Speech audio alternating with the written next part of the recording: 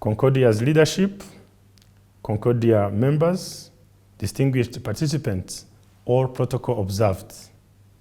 I am pleased to address this gathering at the 2021 Concordia Annual Summit, representing His Excellency Paul Kagame, President of the Republic of Rwanda. He had wished to participate but could not due to other commitments. I thank the Concordia co-founders for the kind invitation extended to him. This is a testimony of your trust in his visionary leadership. The Concordia Annual Summit presents a commendable opportunity to reflect on the state of global challenges. It is also an occasion to bring together Concordia community to share best practices and explore new opportunities for strategic partnerships. Distinguished participants, the challenges that Africa faces today require a new mindset.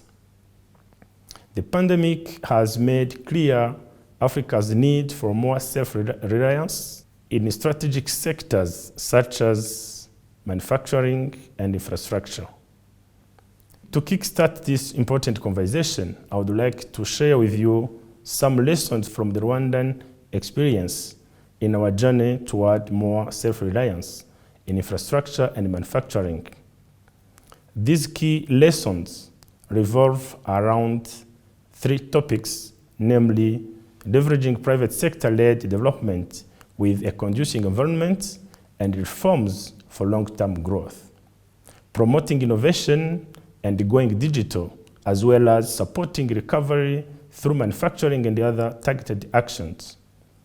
Distinguished participants, in the context of private sector-led growth based on strategic structural policies, Rwanda's business climate remains favorable to investment, offering stability and transparency. Reforms follow a holistic approach covering good governance, macroeconomic stability, and business climate. In 2016, the government of Rwanda enacted the Public-Private Partnership Law. This was a part of a broad regulatory and institutional framework for public-private partnerships to provide clarity, transparency, and efficiency to investors. Partnerships with the private sector are at the core of Rwanda's trade readiness. For example, Rwanda is implementing the Electronic World Trade Platform project. The government of Rwanda also established an inland cargo handling facility called the Kigali Logistics Platform. This facility, launched in October 2019, is now operational and works are ongoing for its expansion. Distinguished participants, Rwanda, in its national strategy for transformation, is committed to scale up IT infrastructure. This has made Rwanda one of the most ICT-ready countries in Africa. Currently, Rwanda counts several miles of fiber optic cable network, over 98% 4G LTE coverage, as well as mobile phone penetration that exceed 84% of the population. In addition, institutional openness to innovations has brought in new connectivity solutions such as Zipline. This is the first company to deliver life-saving medical supplies by drones in the world. The project was launched as a proof of concept in Rwanda and has since expanded into other African countries. We believe that manufacturing sector will also play a significant role in economic development of African continent. In this regard, since 2018, manufacturing has started reemerging with a 12% share of GDP in 2020. This is a clear indication that manufacturing is retaking shape and it holds potential as Africa navigates the path to the post-pandemic recovery. There is also a great expectation with the implementation of African Continental Free Trade Area. And this is a single market of 1.3 billion people for goods and services in Africa. It is expected to unlock manufacturing potential and facilitate industrialization, driving sustainable growth and creating jobs.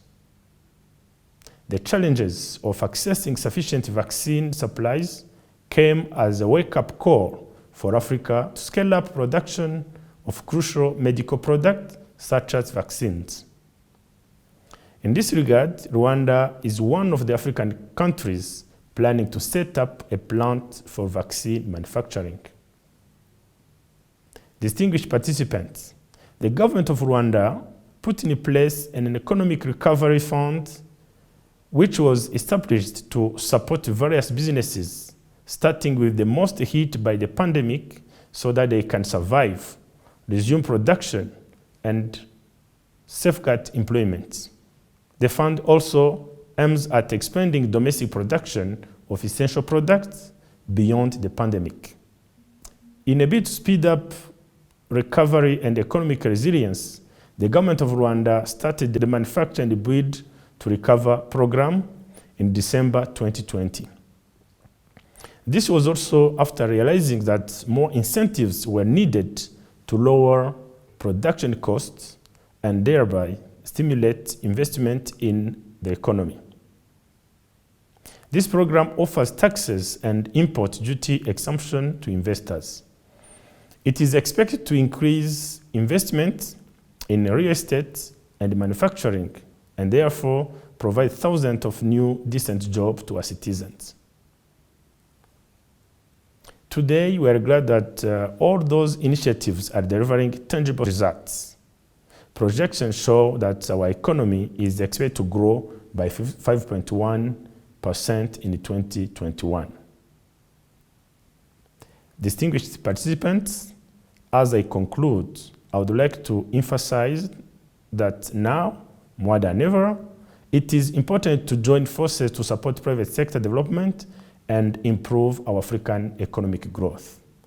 Let's make the most out of the discussion today with this recommendable panel that includes the private sector and the public sector actors.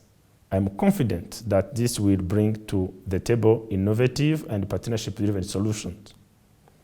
On behalf of President Paul Kagame, I once again thank Concordia's leadership for the invitation to take part of this conversation. I wish you a fruitful deliberations at this year's Concordia Annual Summit. Thank you.